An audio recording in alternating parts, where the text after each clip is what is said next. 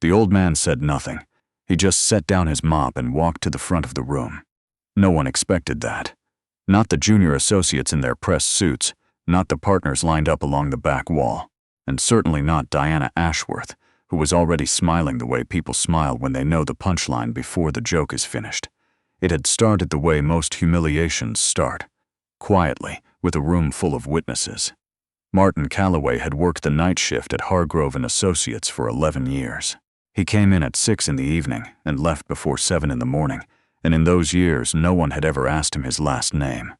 He was just Martin, the man with the cart, the one who refilled the paper towels and emptied the recycling bins, and once, during the ice storm of 2019, had shoveled the front steps himself because the property management company hadn't shown up, and the senior partner needed a clear path to the door by 8 a.m.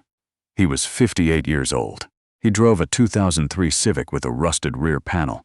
He wore the same 2 fleece jackets in rotation, one dark green, one gray, and he ate his lunch always the same. A thermos of tea, a sandwich wrapped in wax paper, at the small table near the service elevator on the 14th floor. Nobody thought much about Martin. That was simply how it was. The trouble began on a Thursday in late November, when Hargrove & Associates held what the managing partner, Diana Ashworth, called a strategic alignment session. This was the kind of phrase that meant different things depending on where you sat in the building. For the partners, it meant a 2-hour presentation with catered lunch. For the junior associates, it meant mandatory attendance and careful note-taking. For Martin, it meant he'd been asked to set up the chairs in the main boardroom by 4:30, which he did quietly and precisely, arranging 40 seats in 7 rows with the careful attention of a man who took even small tasks seriously. He was finishing the last row when Diana walked in with 3 of the senior partners. She stopped when she saw him. "Why is he still in here?" she said. Not to Martin, not exactly to anyone, just into the room, the way people speak when they're used to things arranging themselves around their preferences. One of the junior associates near the door looked up. "He was just setting up the it doesn't matter." Diana set her leather portfolio on the table. "We need the room." Martin began gathering his things. He moved without hurrying, folding the plastic wrapping from the chair stack, tucking it into his cart, unhooking the rope he'd used to carry the stackable seats down from storage. That's when he heard it. Not words at first. Just a sound, the particular sound of people being entertained at someone else's expense. One of the junior associates, a young man named Brett Callahan, who had been at the firm for 8 months and had already developed the confident loudness of someone who had never been told to be quiet, leaned toward the woman beside him and said something in a low voice. The woman covered her mouth. Someone else exhaled a short laugh. Martin didn't turn around. "Honestly," Brett said, a little louder now, emboldened by the response, "does he even know what building he's in?" More laughter. Easy, unthinking laughter, the kind that doesn't cost anything in the moment. Diana didn't laugh, but she didn't say anything either. She opened her portfolio and uncapped her pen, and that silence was its own kind of answer. Martin finished coiling the rope. He set it on the lower shelf of his cart. He looked at the room, at the rows of chairs he'd arranged, at the whiteboard at the front where someone had already written the words "Quarterly Vriju" in blue marker. And then he looked at the floor, the way he often did, as if he were reading something there that no one else could see. He pushed his cart toward the door. He was nearly through it when Diana's voice stopped him. Not to apologize, not to correct what had been said. She stopped him because she'd noticed that one of the chairs in the 3rd row was angled slightly differently from the others, and she wanted it fixed before the session started. "The middle chair," she said. "It's crooked." Martin turned back. He walked to the 3rd row and adjusted the chair. He took his time with it, making sure the angles matched the ones on either side. "Thank you," Diana said, already looking down at her papers. Martin nodded once. He pushed his cart out of the room, and the door swung shut behind him, and in the boardroom, 38 people began preparing for a session about company values. He went to the 14th floor and ate his lunch by the service elevator. He drank his tea. He looked out the narrow window at the city below, at the lights coming on across the office towers, as the afternoon darkened into evening. He thought about his daughter, Claire, who had a science fair project due on Friday and had been worrying about it all week. He thought about whether he'd remembered to move the laundry before he left. He thought about a problem he'd been turning over in his mind for the better part of 6 months. A contractual inconsistency he'd noticed in the language of a public infrastructure agreement that the city had posted online, the kind of document most people never read, that Martin had read 3 times and marked up in pencil in the margins of a printed copy he kept in a folder at home. He finished his tea, he wrapped the wax paper from his sandwich into a small square and put it in his jacket pocket. Then he went back to work.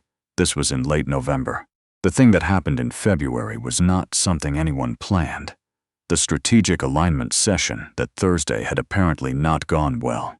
Martin didn't know this firsthand. He knew it the way he knew most things about the firm, through the particular kind of attention that comes from being invisible in rooms where people speak freely. He heard things at the photocopier, in the stairwell, near the coffee station on the 7th floor.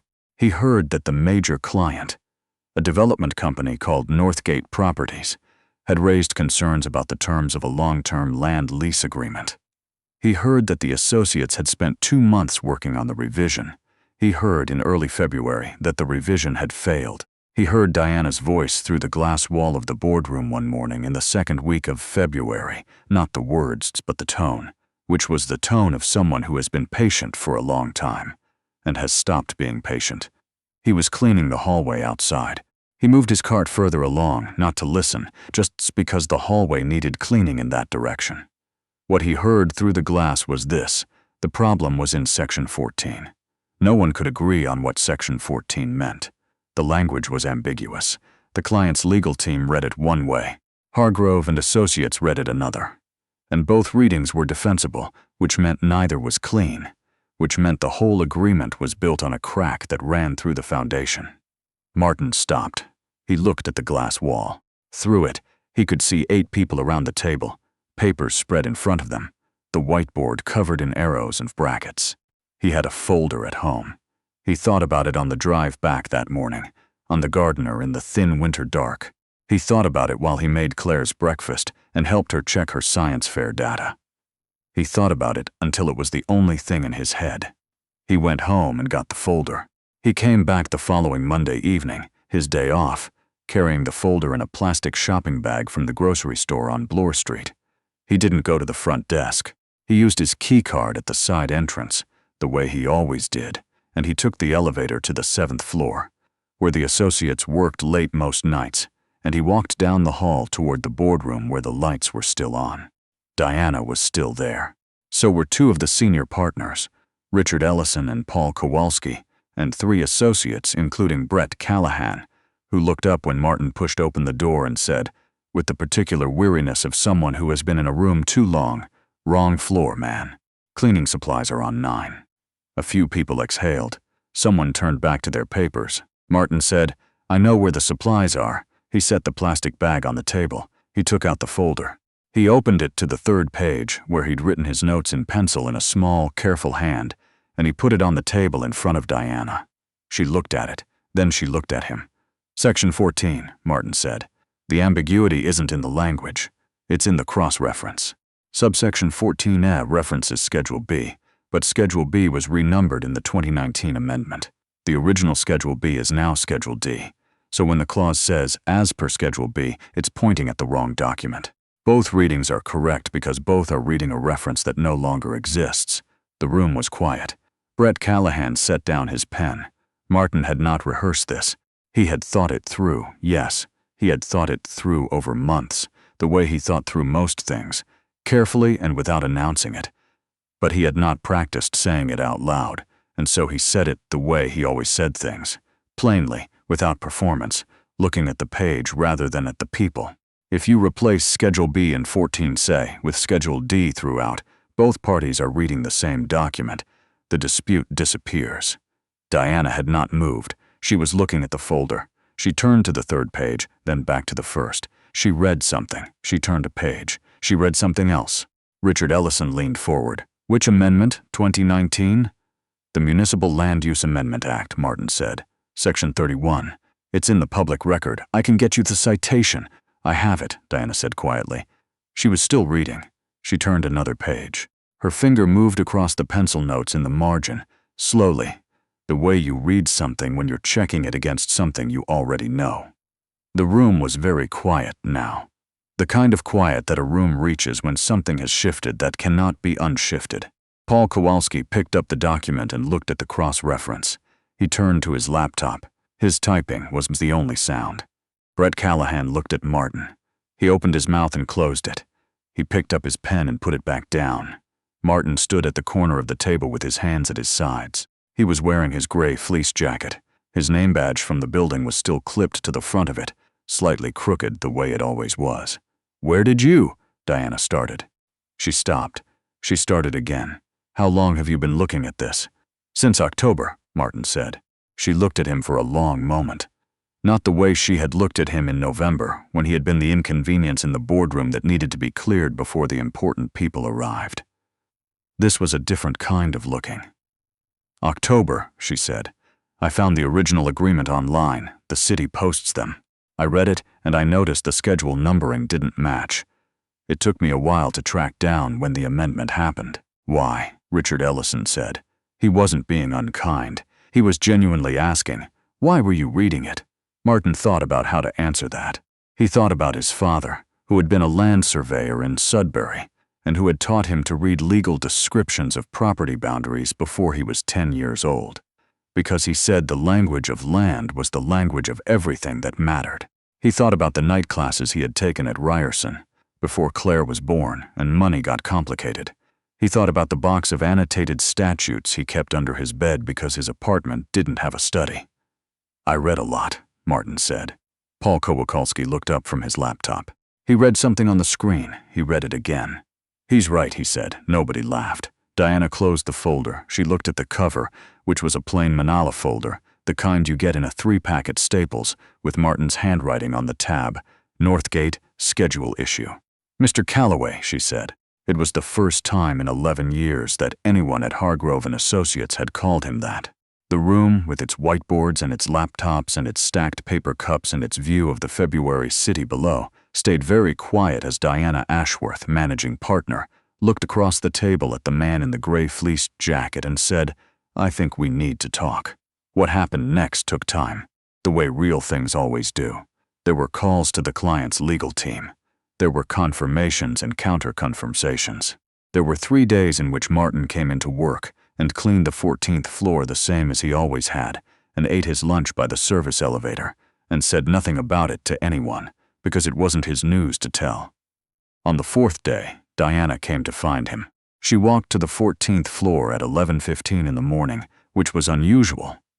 The partners didn't often come to 14, and she asked if she could sit down, and Martin said yes, and they sat at the small table by the service elevator where he ate his lunch. She told him the client had accepted the correction. She told him the agreement would be amended.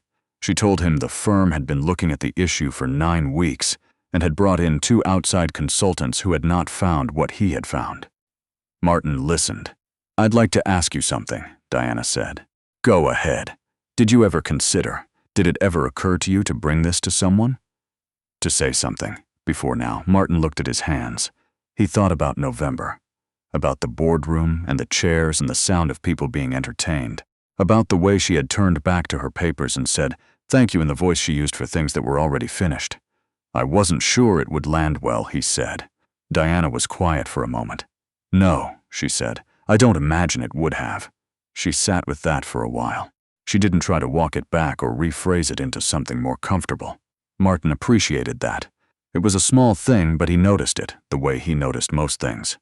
"We have a contract law position," she said, "on the research side. It's not." She paused. "I want to be honest with you, Mr. Calloway. It's not a senior position. It's a research associate role, but it's a start if you wanted it." Martin looked out the window at the city. A streetcar went by on King Street below, orange and slow, its tracks dusted with salt. He thought about Claire and her science fair project. He thought about the folder under his bed, the one with the Municipal Land Use Amendment Act, and the 3 others beside it, one on environmental assessment procedures, one on expropriation case law, one started 6 weeks ago on Indigenous consultation requirements in Northern Ontario development projects. "I'd want to keep learning," he said. "On the job, I'd want that to be clear from the start." "That can be arranged," Diana said. Martin nodded once. He looked back out the window. "I'll think about it," he said. He did think about it, on the elevator down and on the drive home in the old Civic, and over dinner with Claire, who told him about her science fair results. Third place, which she was unhappy about but which Martin thought showed real rigor in her methodology, and said so, and meant it. He thought about it that night, sitting at the kitchen table with a cup of tea, the folder open in front of him, the pencil in his hand. He had spent 11 years in that building. He knew every floor, every stairwell, every corner where the light was bad and every window that stuck in the winter. He had worked quietly and without complaint and had been, for the most part, furniture. Something that was there until it wasn't. He had not spent those years waiting for this moment. He had not been nursing a secret resentment or building toward a confrontation. He had simply been paying attention, because paying attention was what he did, the way other people drank coffee or checked their phones, automatically, constantly, without thinking of it as a skill. The city made a sound outside his window. Distant traffic, a dog somewhere on the next street, the particular winter silence of Toronto at 1 in the morning. Martin closed the folder. He turned off the kitchen light and went to bed. In the morning he called Diana. He told her he would take the position.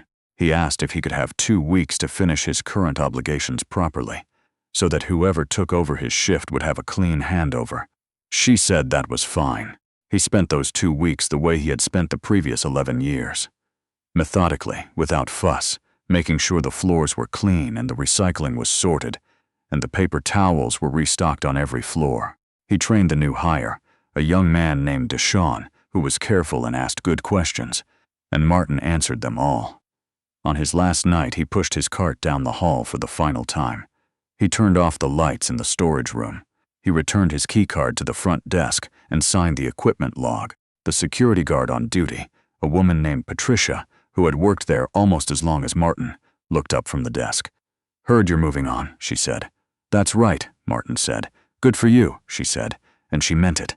Martin walked out through the side entrance, the same door he had used for 11 years, and he stood for a moment on the sidewalk in the February cold, his breath making small clouds in the dark air. He did not think about the boardroom in November. He did not think about the laughter or the way it had moved through the room like a wave. Those things had already settled into the past, where they belonged, and the past was not something Martin spent much time in. He thought about the folder in his bag, the one on Indigenous consultation requirements, which he had flagged in 4 places and still had questions about. He thought he would look at it again in the morning, with a fresh cup of tea, before Claire woke up. He zipped his jacket against the cold and started walking toward the parking garage. He had gone there, every night for 11 years, to clean the floors. He had gone and he had cleaned them well, and in the quiet hours between midnight and morning, when the building was empty and the lights were low, he had also read everything he could get his hands on. Nobody had known that part. That was fine. He hadn't needed them to.